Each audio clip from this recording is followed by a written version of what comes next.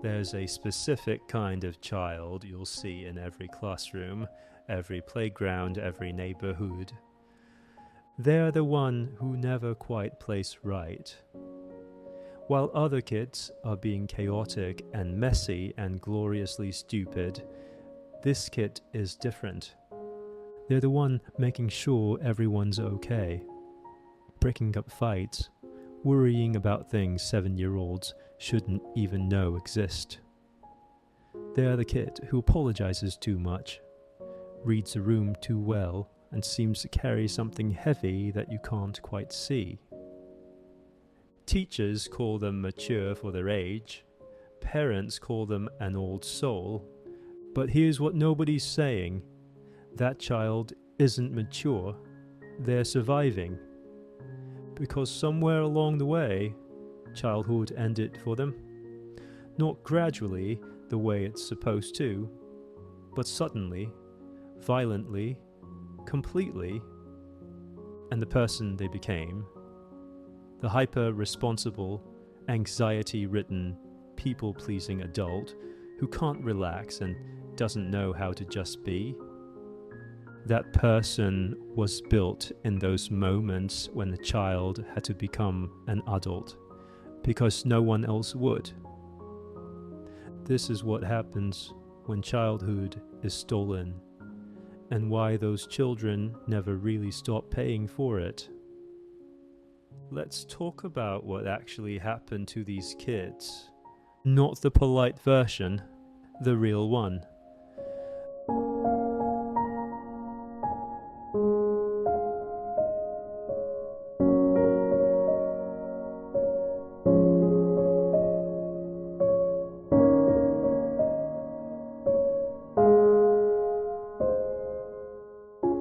Somewhere between the ages of 4 and 12, something broke in their home. Maybe a parent got sick. Maybe addiction moved in. Maybe there was violence, poverty, mental illness, divorce, death. Or maybe it was quieter than that. Maybe it was just emotional absence. A parent physically there but mentally gone. A family that looked fine from the outside but was hollow on the inside. And in that breaking, a child looked around and realized no one's driving this car. So they grabbed the wheel, not because they wanted to, because the alternative was crash and burn. They started parenting the parents, raising their siblings, managing emotions that weren't theirs to manage. They became the thermostat for the whole house, constantly adjusting, monitoring, controlling the temperature so no one else had to feel uncomfortable. And here's the thing that nobody talks about. This wasn't a choice. This was survival. When you're 7 years old and your mom's crying in her bedroom and hasn't eaten in 2 days, you don't think, this isn't my job. You make her a sandwich.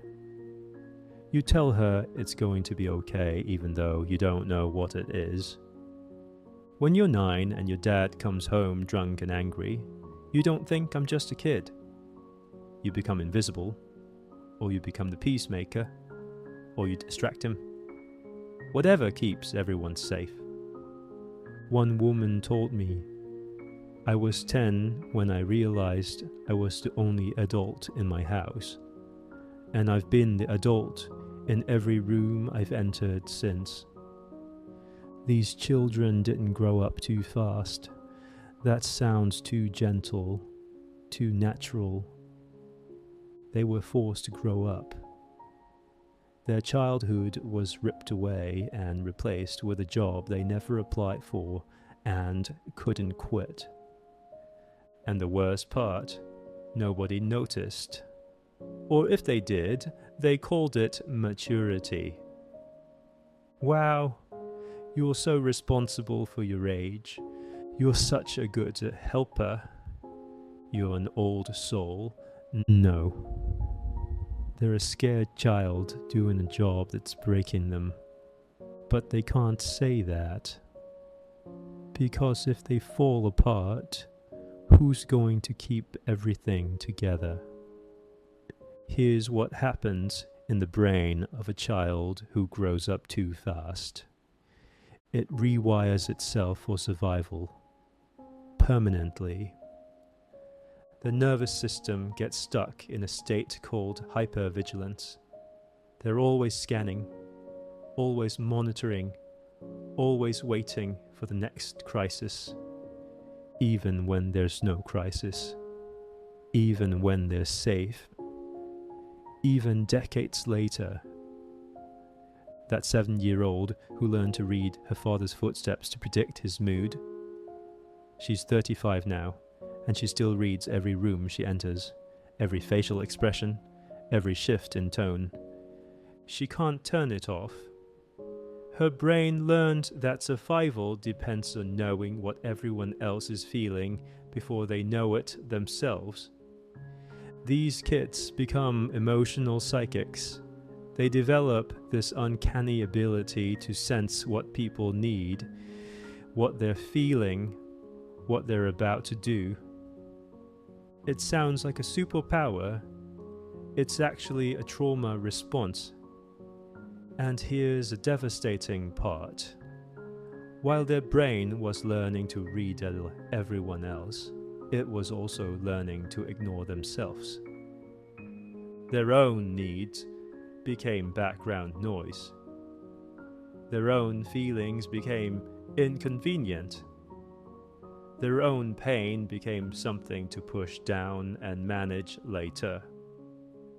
Because when you're the one holding everything together, you can't afford to fall apart. So they learned to split themselves in two. The outside self that's capable and calm and fine. The inside self that's screaming and scared and so tired. And this pattern doesn't just last through childhood. It becomes their operating system. They grow up to be the ones who can't say no without feeling crushing guilt. Feel responsible for everyone's emotions. Apologize for existing. Can't relax because relaxing feels dangerous. Are terrified of being a burden. Give and give and give until there's nothing left.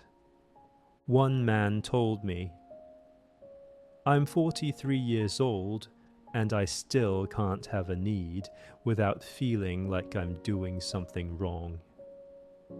That's what happens when childhood teaches you that your worth is tied to your usefulness. That love is something you earn through service. That being too much means being abandoned. The child who grew up too fast becomes an adult who doesn't know how to stop. Stop working, stop helping, stop performing, stop proving they deserve to exist. Because somewhere deep in their wiring, they learned, if I stop, everything falls apart.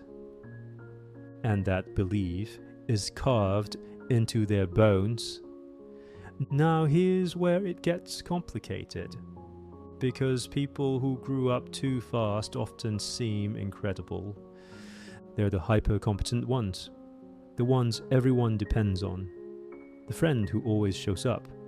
The employee who never drops the ball. The partner who anticipates every need.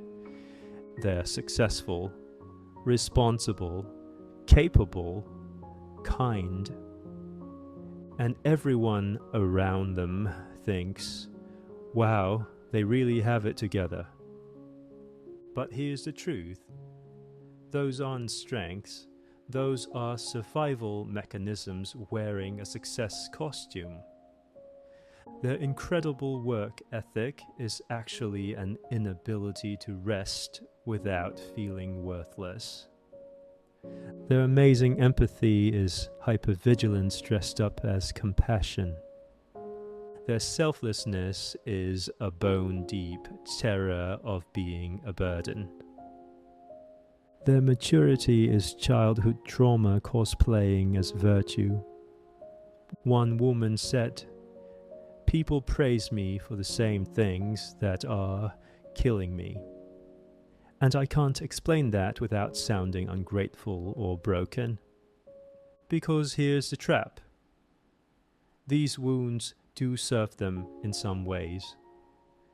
They make them valuable, needed, praised, but they're running on fumes, on anxiety, on a desperate need to be good enough, worthy enough, useful enough. They're not resting on their achievements, they're collapsing under the weight of them. There's a difference between being kind because you want to and being kind because you're terrified of what happens if you're not.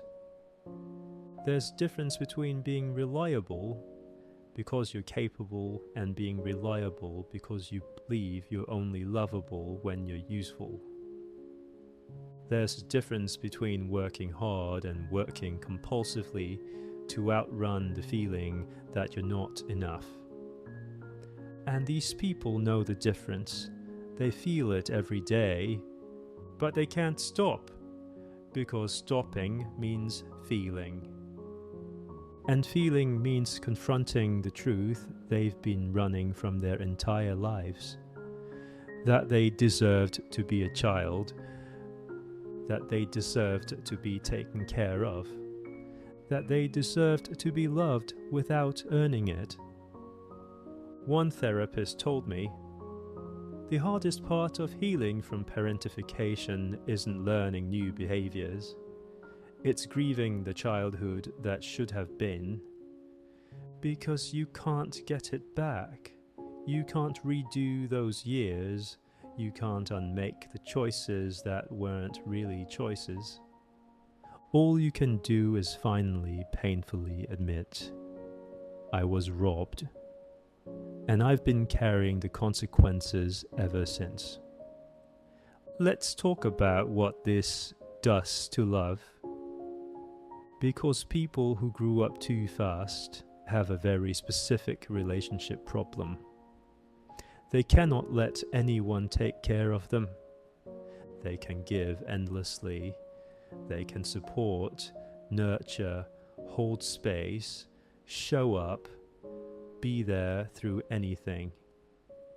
But receiving, being vulnerable, admitting they need something, it feels like choking, because asking for help was dangerous in childhood.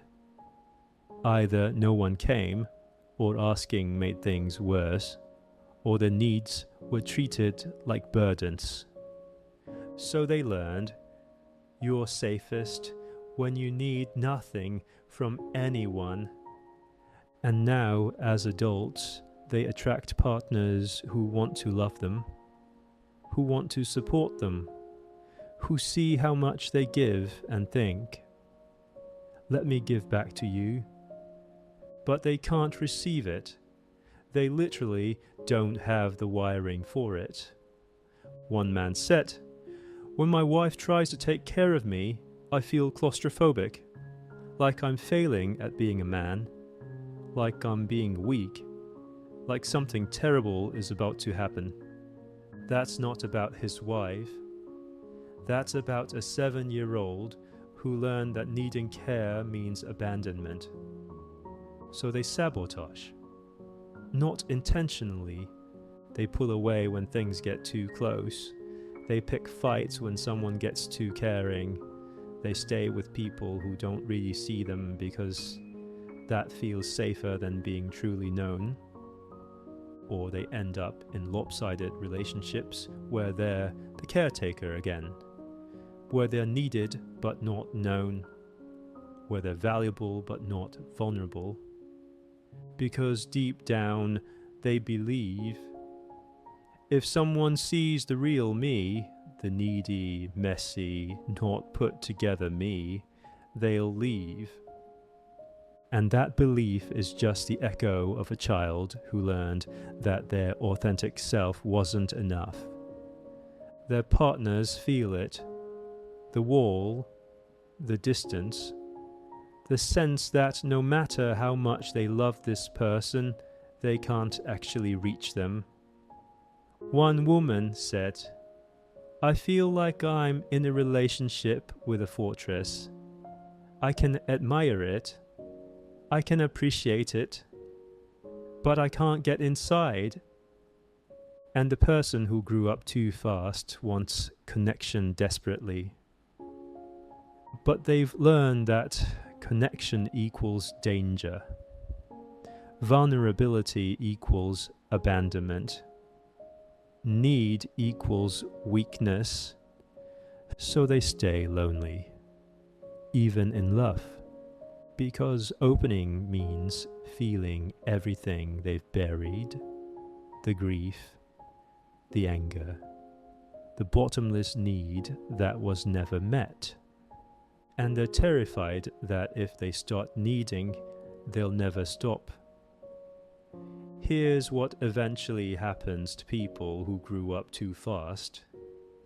They break, not dramatically, not in a way everyone sees, but quietly. Maybe it's a panic attack in a grocery store. Maybe it's crying in the car for no reason. Maybe it's lying in bed unable to move, feeling like a fraud, because from the outside everything looks fine.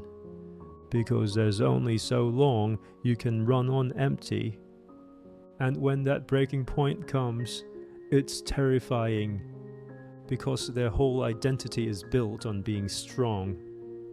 If they're not that, who are they? One woman said, "I had a breakdown at 32 and my first thought was, who's going to take care of everyone if I fall apart? And then I realized I'd been asking the wrong question my whole life. The question should have been, who takes care of me?"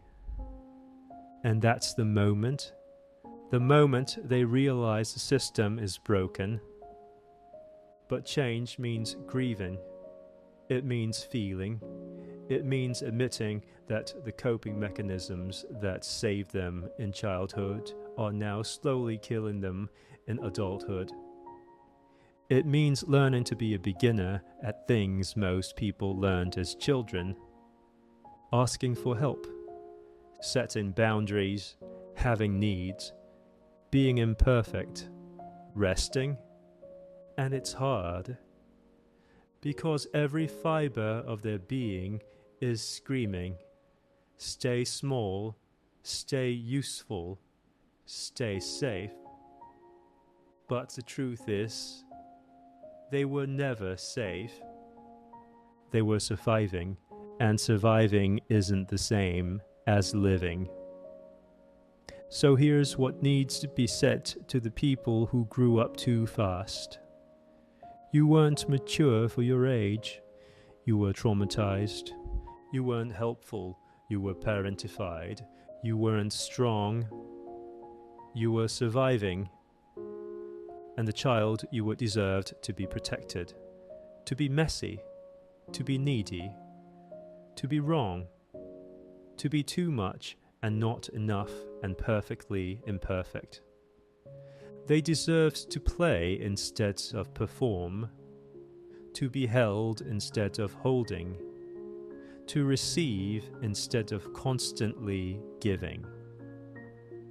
You can't go back and get that childhood, but you can stop punishing yourself for what was stolen. You can learn slowly, painfully, imperfectly, to let someone take care of you. Not because you're broken, but because you're finally ready to stop breaking yourself to hold everyone else together. One therapist said, healing from growing up too fast looks like this: becoming an adult who can finally be a child when they need to. And maybe that's the real maturity they were searching for all along. Not being strong enough to carry everything, but being brave enough to finally put it down.